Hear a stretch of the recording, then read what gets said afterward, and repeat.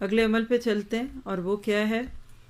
عدم موجود بھائی کے لیے دعا پر فرشتے کا نزول، یعنی آپ کی بہن یا بھائی، یعنی کوئی مسلمان مرد یا عورت جو موجود نہیں ہے اور آپ اس کے لیے دعا کریں. کس کے لیے کرتے ہیں جب وہ موجود نہ ہو؟ جس سے محبت ہوتی ہے. بہت پیاری حدیث ہے، اور آپ دیکھیں گے کہ اس کے بعد تو بندہ چاہے نہ چاہے کسی کے لیے دعا کرنا، لیکن اس سوچ سے بھی کرنے کو دل کرے گا کہ مجھے اس کے جواب میں فرشتے کی دعا ملے گی. ان خوش بخت حضرات کا تذکرہ صحیح مسلم میں موجود ہے. اس حدیث کے راوی صفوان ہے، جو عبداللہ بن صفوان کے بیٹے اور ام درداء کے شوہر تھے. انہوں نے بیان کیا کہ میں شام آیا تو ابو درداء کے گھر حاضر ہوا، لیکن انہیں گھر میں نہ پایا. ام درداء سے ملاقات ہوئی تو انہوں نے کہا، تمہارا اس سال حج کا ارادہ ہے؟ میں نے کہا جی ہاں. کہنے لگی، اللہ تعالیٰ سے ہمارے لیے خیریت کی دعا کرنا، کیونکہ بلا شک و شبہ نبی کریم صلی اللہ علیہ وسلم فرمایا کرتے تھے، دعوت المرء المسلم لأخیہ بظہر الغیب مستجابۃ عند راسہ ملک موکل کلما دعا لأخیہ بخیر قال الملک الموکل بہ آمین ولک بمثل. مسلمان شخص کی اپنے عدم موجود بھائی کے بارے میں دعا قبول کی جاتی ہے.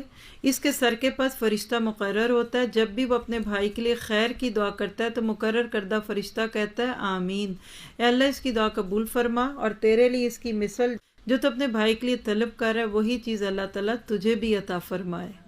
صفوان نے کہا کہ پھر میں بازار کی طرف نکلا تو وہاں ابو درداء رضی اللہ عنہ سے ملاقات ہوئی تو انہوں نے بھی نبی صلی اللہ علیہ وسلم سے روایت کرتے ہوئے ویسی ہی حدیث بیان فرمائی. ام درداء فرماتی یہ کون ہوں گے ابو درداء اور ام درداء؟ Husband wife. درداء بچے کا نام ہے، یہ درد سے نہیں ہے، درداء. دیکھیں عرب لوگ جو کنیت کے ساتھ پکارتے تھے نا، تو درداء کا باپ اور درداء کی ماں. ام درداء فرماتی ہیں کہ ابو درداء کے 360 دینی دوست تھے. آپ کے دینی دوستیں کتنی ہیں؟ کہنا سارے ہی چھوڑ گئے. 360 کیوں تھے؟ جن کے لیے وہ نماز میں دعا کیا کرتے تھے. ان کی زوجہ نے اس بارے میں ان سے بات کی تو وہ فرمانے لگے، افلا ارغب ان تدعو لی الملائکۃ. عقل مند تھے ویسے. کہتے ہیں کیا میں اس بات کی رغبت نہ رکھوں کہ فرشتے میرے لیے دعا کریں؟ تو دو باتیں سمجھ آئیں. ایک تو دیکھیے کہ حج اور عمرے پہ جانے والے کو دعا کے لیے کہہ سکتے ہیں، یہ بات آپ نے اس حدیث سے دیکھی.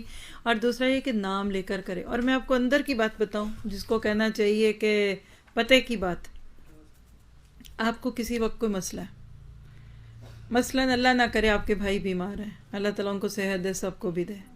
ایک طریقہ دعا کرنے کا کیا ہے کہ اللہ تعالیٰ میرے بھائی کو صحت دے دے، اللہ تعالیٰ میرے بھائی کی بیماری دور کر دے، اللہ تعالیٰ ان کو صحت دے دے، عافیت دے دے. سیدھا طریقہ تو یہی ہے. آپ ایسے نہ کریں. آپ ذرا سوچیں کہ آپ کے ملنے والوں میں یا آپ کی دوستوں میں بھی کسی کے بھائی بیمار ہیں، یا ویسے ہی کسی اور کا نام لیں.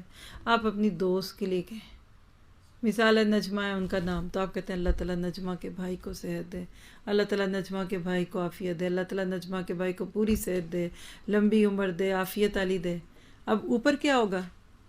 آپ کہہ رہے ہیں نجمہ کے بھائی کو صحت دے، تو فرشتہ کہہ رہے اللہ اس کے بھی بھائی کو صحت دے. تو کس کو زیادہ دعا لگی، نجمہ کے بھائی کو کہ آپ کے بھائی کو؟ آپ کے بھائی کو لگی.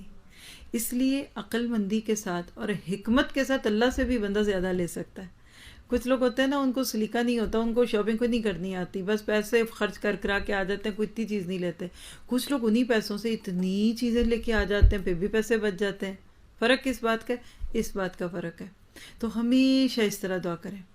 ادھر ویسے بات ہے نہیں ہے، لیکن ہم سب عافیت میں رہیں، میں چاہوں گی ضرور آپ کو بھی بتاؤں. یہ اسی سے ملتی ہوئی بات ہے. کسی کو کسی مشکل میں دیکھتے ہیں آپ، بس آپ راہ چلتے ہوئے تو آپ نے دیکھا دو لوگ لڑ رہے ہیں، یا آپ گئے تو کسی کی گاڑی کسی سے ہٹ ہو گئی اور وہ کھڑا ہوا ہے.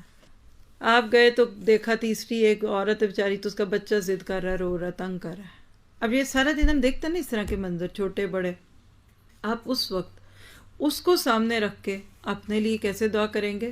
الحمدللہ الذی आफ़ानी मिम्मब्तिलाकी बिही वफ़द्दलनी अला कसीर मिम्मन खलक़ तफ़दीला।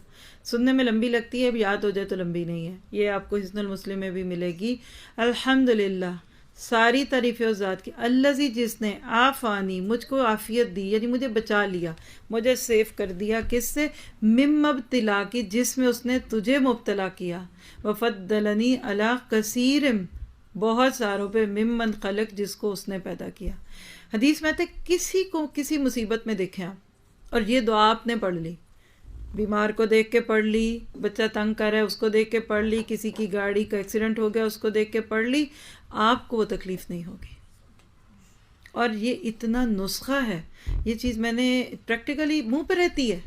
कहाँ कोई वक्त ऐसा दिन में गुजरता है कि आपको कोई नागवार चीज़ ना मिले।